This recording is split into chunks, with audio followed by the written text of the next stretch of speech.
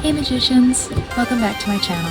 In this quick video, I'm going to be unboxing two Breyer painting kits. We're going to take a quick look at the models, and I'm going to talk about a project I'm planning that actually uses both kits at once.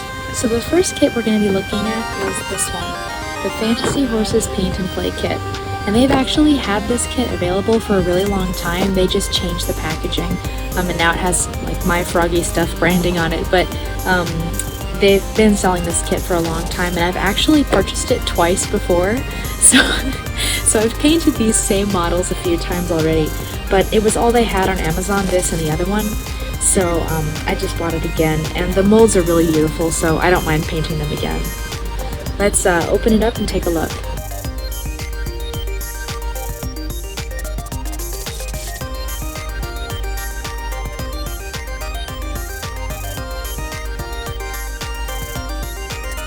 So as usual with these kits, we have 5 horses. They also come with some paints and a brush.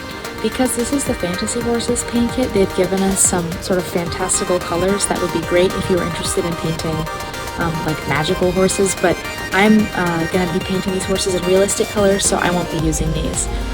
The one nice thing about the paints that come in these kits is that even though they're acrylics, they actually have a semi-gloss finish. So if you use them by themselves without mixing them with other acrylic paints, they actually look really nice, and you don't have to add a sealant on top to get a nice shiny coat on your horse.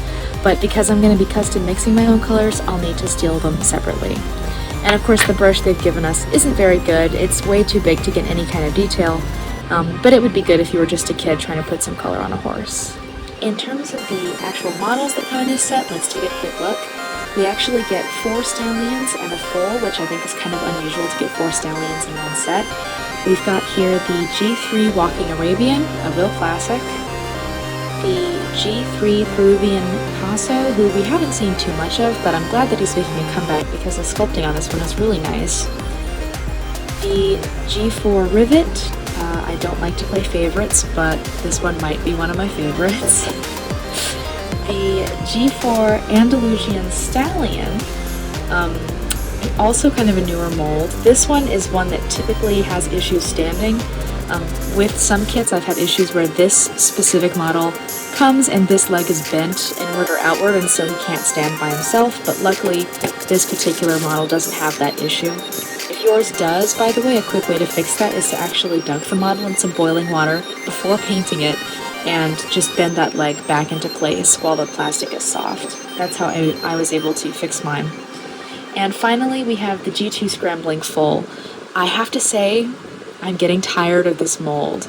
It seems like every time we get a foal, it's either on this mold or it's on the Trotting Foal mold. And there are other foal molds that are just as cute. So I'm kind of tired of seeing this one. There's nothing wrong with it. It just seems a little bit overused. So now we're going to move these 5 over to the side, and we're going to open up our second painting kit. So this next painting kit is the Colorful Horse Breeds Paint and Play. This was the only other one that was available on Amazon. This is another kit that Breyer's been selling for a while, but which has recently been repackaged. This is also a kit that I've bought and painted, I think, twice before, so I'm very familiar with these models, and I'm excited to give them another go.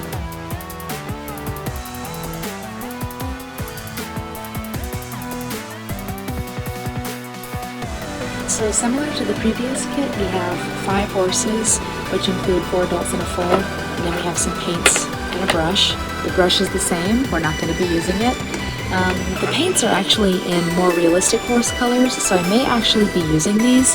Normally I would be using my own paint, but since I'm here in Scotland and my art supplies are all back in America, my sort of stash of paint is kind of limited, and these may actually come in handy, so I'm glad to have these. In terms of the models, we have a little bit more diversity. We have a foal, a mare, a stallion, and 2 geldings. The foal is on the G3 Standing Foal mold, which I really appreciate because this might be my favorite foal mold, and I feel like we don't see enough of it. The mare is on the G3 Tennessee Walking Horse, and this is a mold that I feel like we see a little bit too much of. It seems like she's always here, and it's not one of my favorites. Partially because the pose feels a little bit stiff, and partially because it's one of those Jane Lunger molds, and I feel like the hooves on her sculpts are always a little bit too big. It's a common trend. The stallion is another one of hers. This is the G3 Rearing Andalusian Stallion. This is actually one of my favorite sculpts by her. I really like the movement in the mane and tail, and I appreciate that this model can be stood in two different directions. It's one of those action molds that I like. The first of our geldings is another Andalusian, but this one is the G2 Walking Andalusian. And I've always loved the curly mane and tail on this one, even though scale-wise he seems to be a little bit smaller than all of the other stablemates. Like, he seems pretty small for a stallion. I really like the detail on this mold, and yeah, the mane and tail are definitely the best part. And the last of our models here is the G3 Frisian, which might be one of my favorite molds of all time. Possibly biased because it was one of the first molds I ever owned. The Pinto, the Bay Pinto in this mold with the red stable set is like one of my favorite models to this day, so I could be biased, but I really do like this one. The only issue that I have with it is that it's very tippy. It does not like to stand up, and so if you have these in a conga line, you'll know what I'm talking about, but the placement of the hooves is pretty unstable, so I don't like that too much, but on a flat surface they tend to do fine. So now that we've got all of our models unboxed, I'm just going to talk really quick about a project that I'm about to start and that I'm actually really excited for. And I'm going to try to be posting time-lapse videos of the painting process for all of these on this channel, but if I can't manage to film all of them, because the production for these videos does take a while, then I'll at least be posting process photos on my blog. So if you're curious to see how the progress is going, you can always check over there too. But this project that I'm going to be starting, I've decided to call it the Planet Stablemates project. And the idea is that I'll be painting these stablemates in colors that are inspired by the planets in our solar system. And there's actually just enough here from these two sets to do the entire solar system, including Pluto, because Pluto will always be a planet to me, and including Earth's moon, which is also a really important part of the solar system.